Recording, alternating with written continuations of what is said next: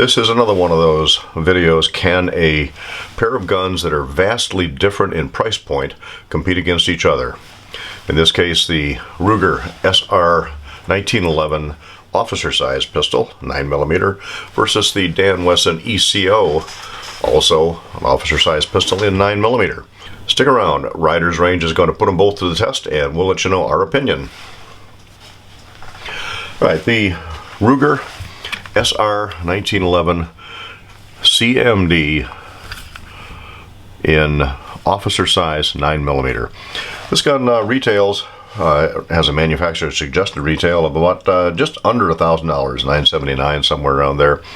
The going retail price for these right now is a little under $800. You can find them for probably $750, give or take. You got the Dan Wesson ECO 9mm, and you saw in part 17 we did the ECO 45. This retails for $1,623, actually MSRP for $1,623. You can generally find them in the vicinity of $1,500. They're not a big price break on these. You can find these used for around $1,200, and actually I found this one for substantially less. You know I'm looking for a bargain. I didn't find any used Ruger officer size on my search today. But I paid substantially less than $700 for this particular gun. So a lot of similarities, particularly size and caliber, but there are some differences here. Let's start with the slide, of course, and no front cocking serrations on the Ruger, but it does have a slight shaping in of the slide, which can give you a little bit of purchase if you want to do a press check. Not unlike the Nighthawk T4. The Dan Wesson, again, no cocking serrations on the front of this. By the way, these guns have been safety inspected and they are empty. You know we do that for all of our videos. Again, no cocking serrations on the front, and this doesn't even have a good step to grab it if you want to do a press check. Rear cocking serrations, pretty much typical with the Dan Wesson, and Ruger has their chevron type that you've seen on other guns in our videos here. Sights are a little different and a point of contention for me. Full disclaimer here. When we started the 1911 series, way back when, actually when I had the first ideas of the 1911 series, which are going back well over a year now, I was looking for the perfect carry gun, the perfect range gun. We figured we'd go through the whole series, and from that I'd select one. Well, before we ever got finished, I did, and I'll tell you right now, this particular gun right here has been on my side more than almost any other gun since I retired from law enforcement. I really, really like this ECO. It has been my all-time favorite. So having said that, yeah, I've got a little bit of bias going into it. That doesn't mean that I'm slamming the Ruger by any means. It's just saying that I really, really like this particular ECO. All right, sights. One of the things I really like about the ECO are the sights. These are Heine straight 8 ledge type sights. They give me the perfect sight picture day and night. These are Trijicon tritium also, and they do have a cocking ledge. One word of caution about that cocking ledge, though. I was running immediate action drills with it, and did have a slip on the hand, and had to do with the way I grabbed the gun, but it did have a tendency, it took a piece of my thumb off. That is a sharp ledge, but it works good for its intended purpose. Along with the sights on this, though, I like the way the top of the slide is flattened out and actually serrated there, and it's actually almost like a tri-cut slide. Really nice feature on this. One of the things that makes it so a little more expensive. And if you look closely at the front sight, the way the dovetail is blended into that tri-cut is very, very, very nice. Really like the sight setup on this. The Ruger, on the other hand, has traditional 3-dot. You know my opinion on 3-dot sights, and this may have had some bearing on how well it didn't shoot. But then again, we shot these on a cold, windy day, and I didn't have a great deal of distant luck with either of these guns. But 3-dot sights, these are not night sights. These are typical Novak type, and you can see in the front here where the sight doesn't fill out to the edge of the dovetail like it did on the on the ECO here. Again, just one of the nice little touches on that particular gun. Let's see what else. Oh, barrels. Both of these, by the way, have bull barrels, full-length guide rod. The barrel on the Ruger is a black nitride coated, just a plain stainless on the ECO. And the Ruger is not quite flush with the slide and is not crowned. And also the guide rod does protrude just a little bit from the bushing that it rides in the center of the slide. The ECO, on the other hand, the barrel is almost flush with the slide, not quite, not as well done as a Wilson or the Nighthawk, but yet the guide rod is flush with the end of the bushing that's there in the end of the slide. Very, very nicely finished. Nice touches, and that adds to the way I rate it for the finish on this particular gun. Let's see. Triggers, a little bit different. They both have over travel stops. They're both basically nice triggers, skeletonized on the Ruger, solid on the ECO. Doesn't make a whole lot of difference. Here's where the difference comes in just a little bit, though. The ECO, a little bit of take up, about the same amount as you'll find on the Ruger. No creep, on-off switch, no over travel. Very little reset, very, very, very little reset for the trigger on this ECO. This breaks every time at about 3 pounds 10 ounces. Now it's about the same as we had on the other 45 back in part 17. I have a second one, a second ECO, a second 9mm. I liked them so much, couldn't resist. And the trigger on this, again, this gun is empty. The trigger on this is every bit as nice, but this one breaks regularly at almost exactly 3 pounds. Still hardly any reset. Beautiful trigger on every one of these ECOs. That doesn't mean the Ruger has a bad trigger, though. Yeah, safety inspected, it's empty. About the same take up as you see on the Dan Wesson. Little bit of vertical play and no vertical play at all in the ECO. So the ECO trigger is fitted just a little bit better. Just a hair vertical play. About the same take up as we get on the Dan Wesson. Just a slightest bit of movement there before it finally breaks, and a clean break. And this one breaks very consistently at 4 pounds 1 ounce. So just a few ounces heavier than this particular ECO, but almost a pound heavier than my other 9mm ECO. Reset on this gun is a fair amount longer than the reset is on the ECO. Still not a bad trigger, and I don't think the trigger got in the way of my shooting. Like I say, it was just a windy day, so I'm going to blame my shots on me, not the guns. Oh, both of these barrels, by the way, are ramped barrels. Dirty in there because I have not cleaned these guns since I shot them. But they're both ramped barrels. A lot of similarities there. Not a full melt treatment on it. In fact, the front and the back of the slide on the Ruger very much squared off, 90 degrees, hardly any bevel to it at all. Same thing with the bottom of the slide, hardly any bevel. But the same can be said for the ECO. Pretty much 90-degree corners front and back, and hardly anything on the bevel. Let's see, slide markings, bare on the right side of the Dan Wesson, the Ruger logo on the right side of the SR1911. Dan Wesson just says ECO on the left side, so again, nice clean slide markings. And the Ruger has to tell you that it was made in the United States of America, which is fine. They're made out in Prescott, Arizona, I believe. Let's see, some other similarities. The beaver tails are very, very similar. They're cut just a little bit different inside the at the back of the frame here. Just the way they're put together.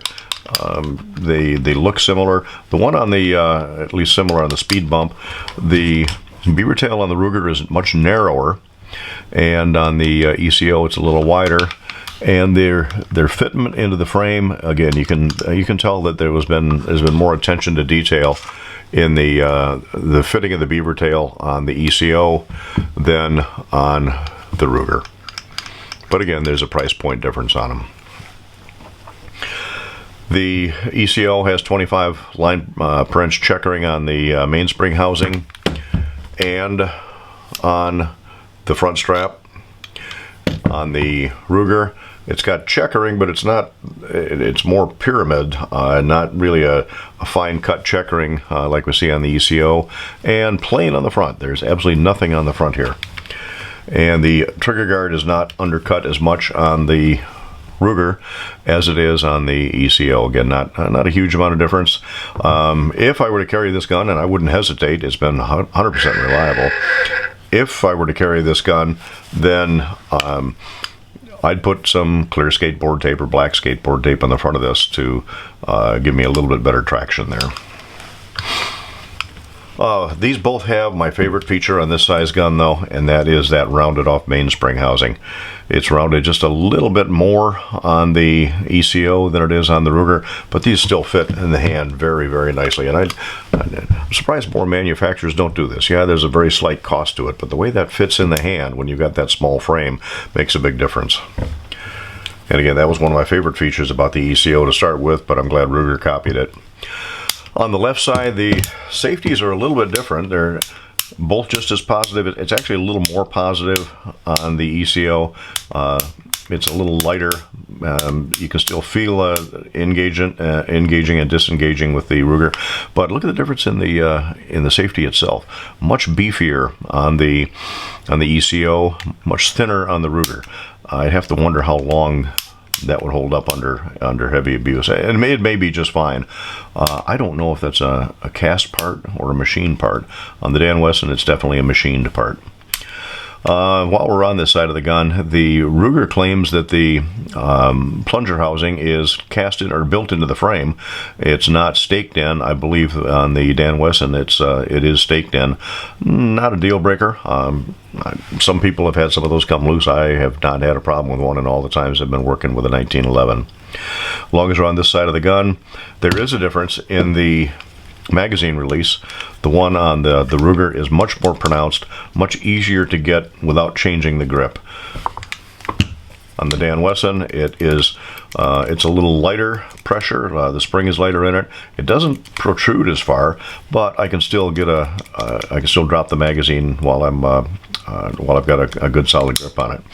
And speaking of grips, you'll notice that this is not the standard grip. This is I believe it's a CNC Stoner Starburst type grip, and of course it changed the grip screws to the Ruger grip is standard and doesn't give you quite the traction that the Starburst does.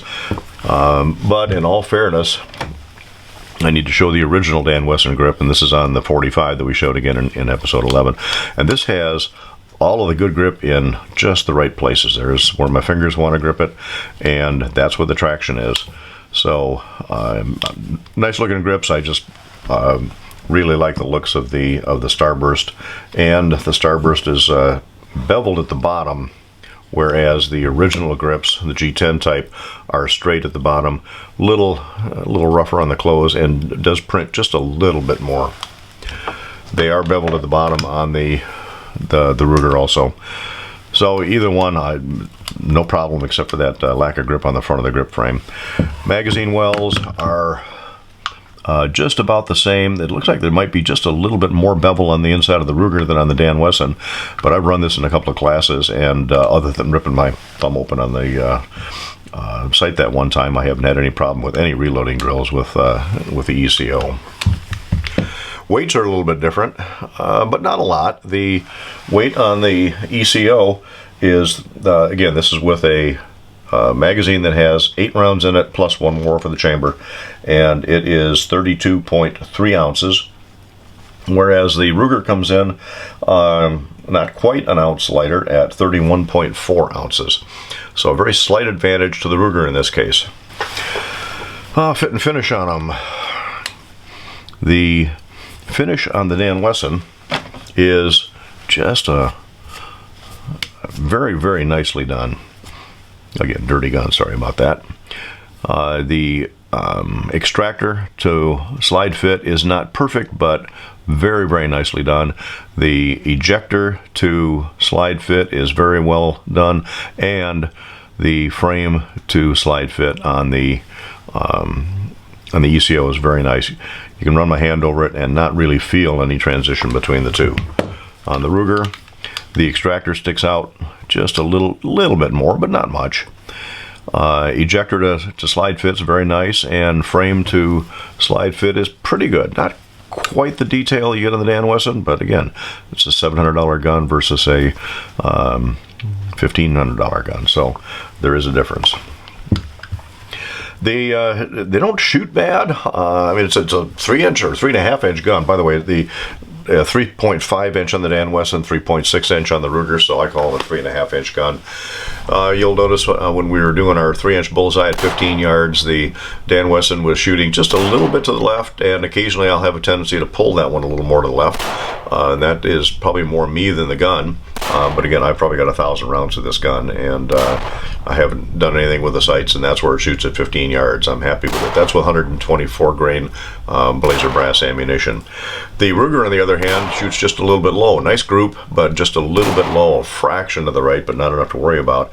Just means that on the plates I got to compensate, and you can see that a couple of times I was having trouble hitting the plates. I believe the 8-inch plate at 25 yards was giving me a lot of trouble with the Ruger, and it looked like I was shooting under it every time. Wasn't compensating enough for that low sighting.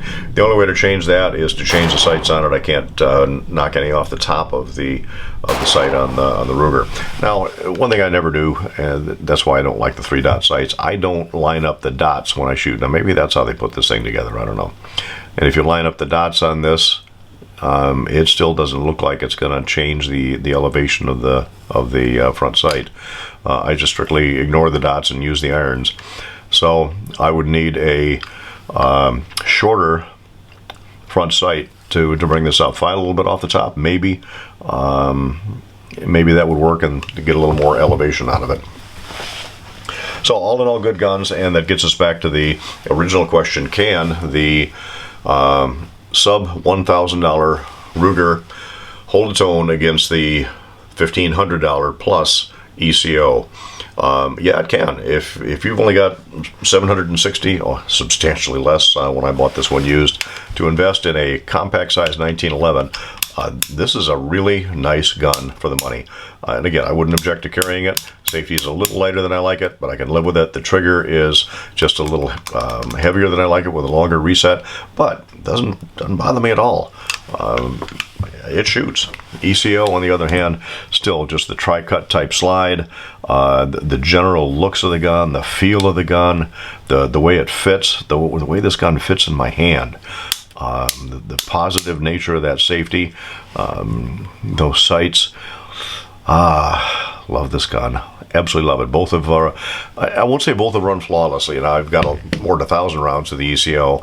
I've only gotten probably 300 at this point through the Ruger. No failures at all with the Ruger. I have had a couple failures with the ECO. However, those have been limited to federal HST rounds. That's these. That's what I still carry for defense, but only in non-Wilson magazines. I've had a problem with using it in a couple of Mekgar magazines, as well as the Dan Wesson magazines that came with it. But as long as I'm running it out of Wilson magazines, those run flawlessly. I have had no problem at all with this gun. So I am careful to make sure that I carry it with the Wilson mags, and I've probably got at this point 200 rounds of these HSTs, and they're not cheap, through this gun, mostly with the Wilson mags with no failure, once I realized that was where the issue is. So the answer is, yeah, I love that ECO, but I would take the Ruger. The Ruger is a good value, a good price for a good gun for the price. If you like these videos, by all means share them. Let's get the word out. Try to boost up Riders Range channel a little bit. We'd certainly appreciate it.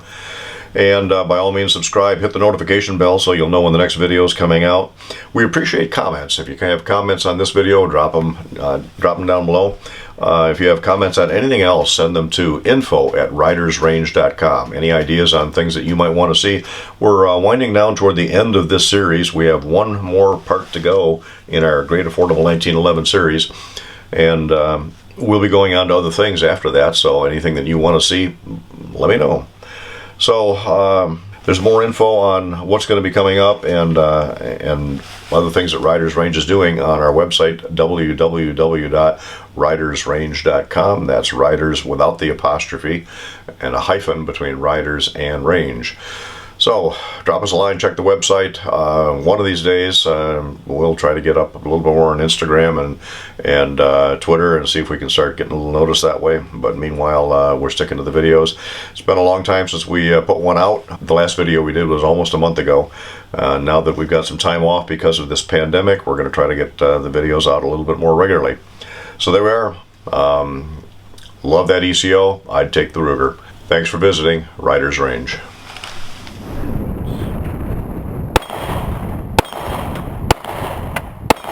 Missed that one.